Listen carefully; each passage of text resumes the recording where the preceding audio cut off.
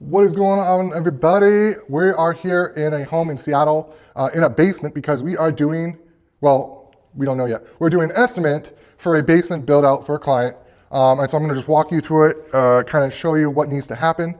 I can't reveal names or addresses at this point because I don't have the jobs, right? So, but we're just doing an estimate. So I want to bring you guys along, kind of see like how I walk and analyze things. So behind me, we got these stairs. These stairs are rickety, they're old, they're steep. So we got to figure out something like that. We might do something where we create it where it has a landing, comes about halfway down, then a platform, and then turn the stairs the other way. So that might be a good solution.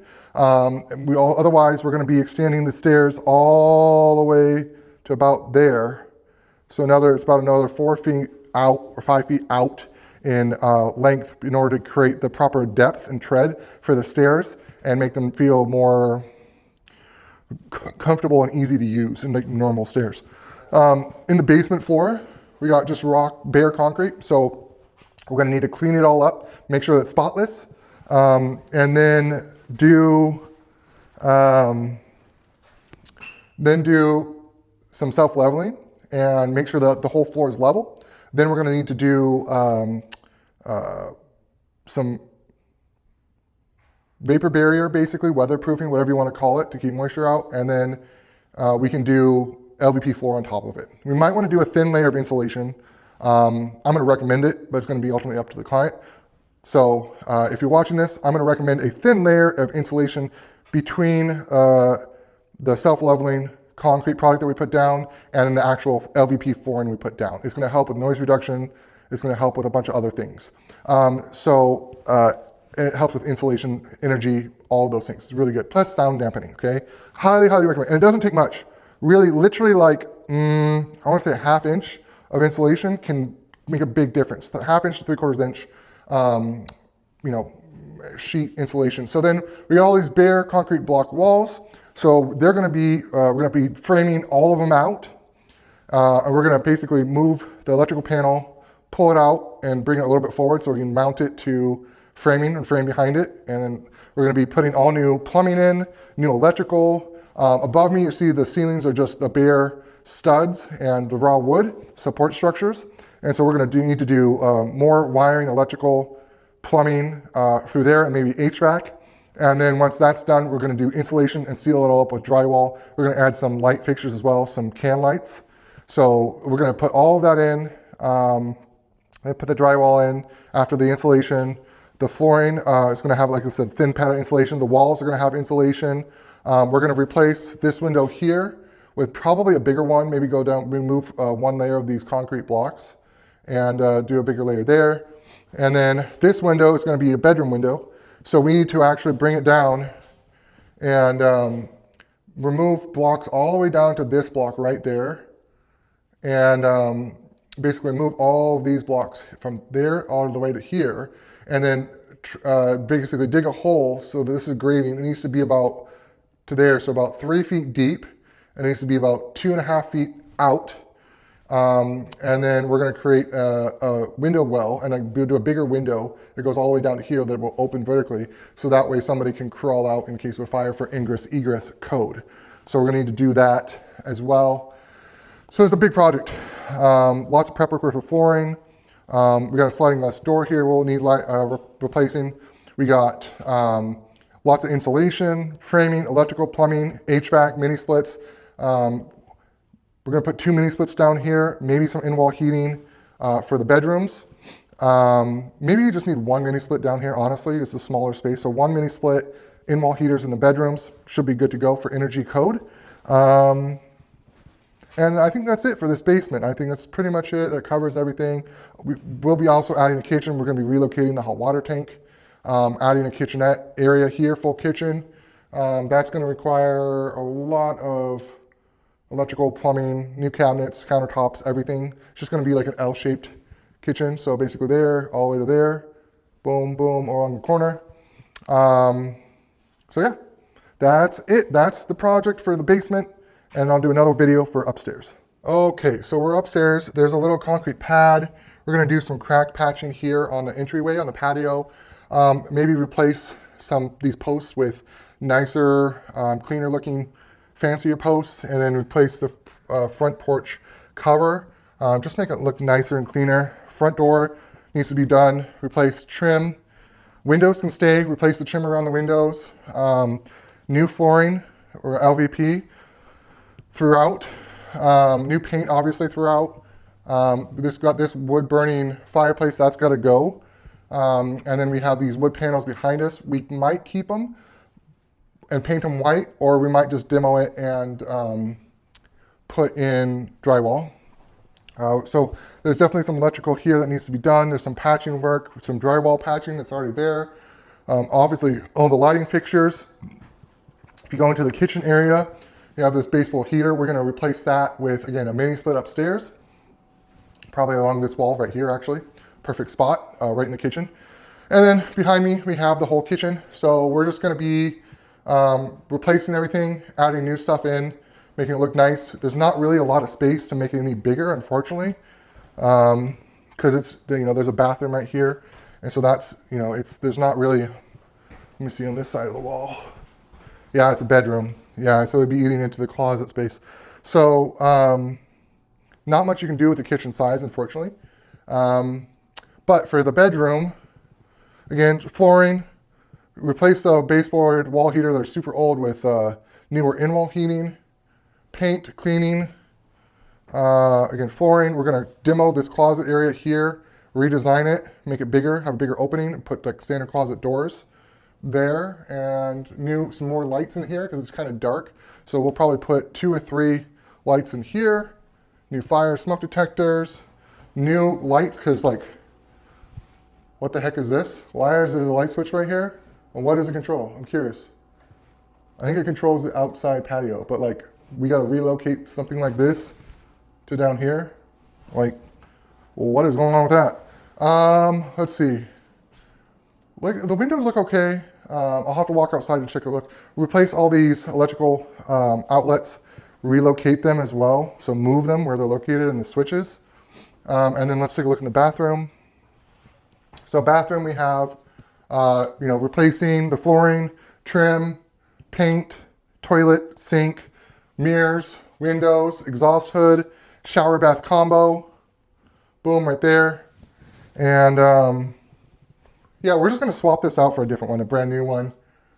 Maybe when we tear it out, we're probably gonna do some waterproofing behind it, because who knows if they did it on this one.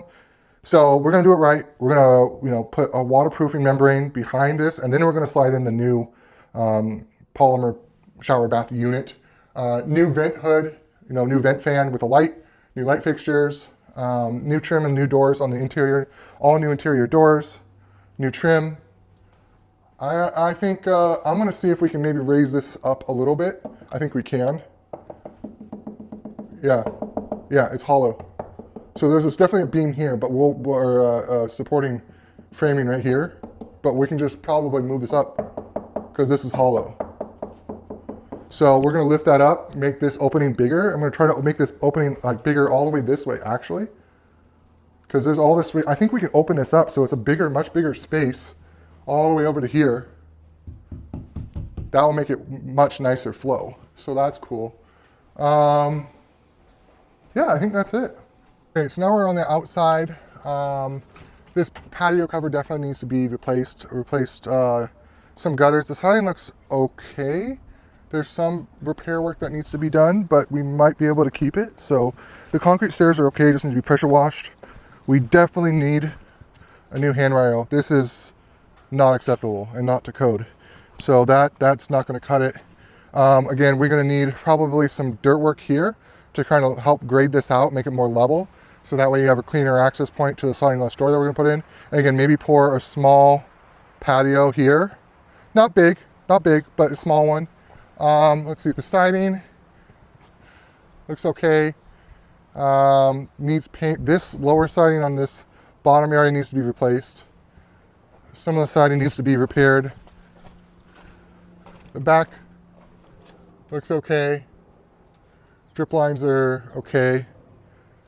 Yeah, the outside, honestly, not too bad. We're gonna have to go into the attic at some point and figure out ventilation and airflow and also insulation. But I'm gonna save that for somebody else.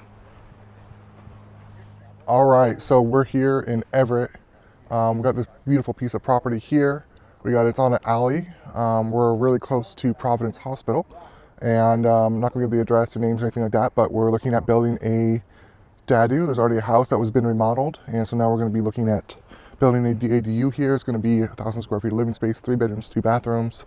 We're just marking the footprint for permits right now, and kind of getting an overview of designs and timeline for doing a permit application. So again, we're gonna get a permit for a 1,000 square foot DADU with a 1-car garage, and then kind of go from there. So this one's one of my favorites. This is real estate listing terms translated into common terminology. All right, you ready? So cozy means small, sometimes cramped. Charming means old, maybe smelly, but cute. Needs TLC means bring lots of money. Investor special means bring more money, lots of money. Finally, you have the unique layout, which means you're going to be confused for the whole time you're touring the home, possibly up to 10 minutes. What listing terms should I translate next? I love these. So I have some buyers going through this recently, and this is a good one. When the buyers see the monthly payment after loving the home, they love the home, they tour, they're like, oh, I think I can afford this. This is a good price. This is within our budget. Yeah. I love this home. I can feel it. This is the one. I can imagine living here. Let's use this space to host this. Oh, we could do this. The kids could have this room. Our couch would fit here. Our TV would go there. And then they talk to the lender and they go, oh, well, cool. Here's your estimated monthly payment. And then all the buyers suddenly say, oh, actually, you know what? I can feel the call to keep renting for spiritual reasons. Yeah. I think renting is better options for us. Yeah. This is why we always check the numbers before falling in love with a kitchen island or a deck or a view. So check your numbers, make sure it's within your budget. Again, 1/3 to 1/4 of your total gross income. And make sure to include principal, interest, taxes, insurance in your monthly payment and utilities. Comment payment if you want a full breakdown for any particular property that you're interested in looking at. This is one objection I hear mostly from investors and also from some buyers who think they know everything, and they think they know more than every single real estate agent in the entire country. And they know more than all the investors and all the hedge funds and all the banks, and they just know more. They're just better. And they're going to buy the home when they time the real estate market perfectly. Okay? So, they say, I'll buy a home when the rates drop. And then the rates do drop like they did during COVID, 2020, 2023. And they don't do anything. And then more buyers come back. Prices get competitive. Prices get multiple offer scenarios. They still, the buyers go, okay, well, now they're too competitive. The prices are escalating too fast. I don't like this competition. I'll wait for the prices to drop. So the market changes like it has now. Home prices drop. Inventory goes up. Competition goes down. Prices goes down.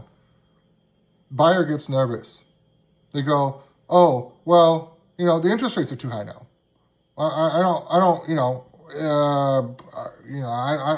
I'll wait for the interest rates to go down. There's no perfect market. There's just the right strategy for your situation and make a decision based on your finances and your long-term plans. So comment strategy below if you want help creating a custom plan for you and your needs and your goals and your finances. All right, so we're here in the big backyard, 5K, 10K in Merriman Park in Redmond. And got my alter ego hat on this morning, Garmin watch, and my race bib is number 203. And then there's a sign, start line, and got a decent turnout here today. Should be fun. All right, we're starting. Let's go. 5K and 10K, everybody. The race begins, ladies and gentlemen. The race begins. Kind of all filing through the start. Kind of big group, limited space. But let's go. Let's do this. Everybody starts at the same time. 5Kers and 10Kers. Don't forget 10Kers. When all the 5Kers are turning back into the finish chute, you keep going east. All right. So finish 1 mile. 2.2 miles to go. Let's go. All right. So just past 2 minutes. 2 miles. It's pretty cold out, and it's a little bit difficult for me today. Not really sure what's going on, but only 1.2 miles to go, so we're going to finish strong. Taking a tactical hydration break and to record this video, so we're doing good though. Gonna keep strong. You're gonna finish. You're gonna done. All right, here we go. Finish line, baby. Bringing it home. Woo!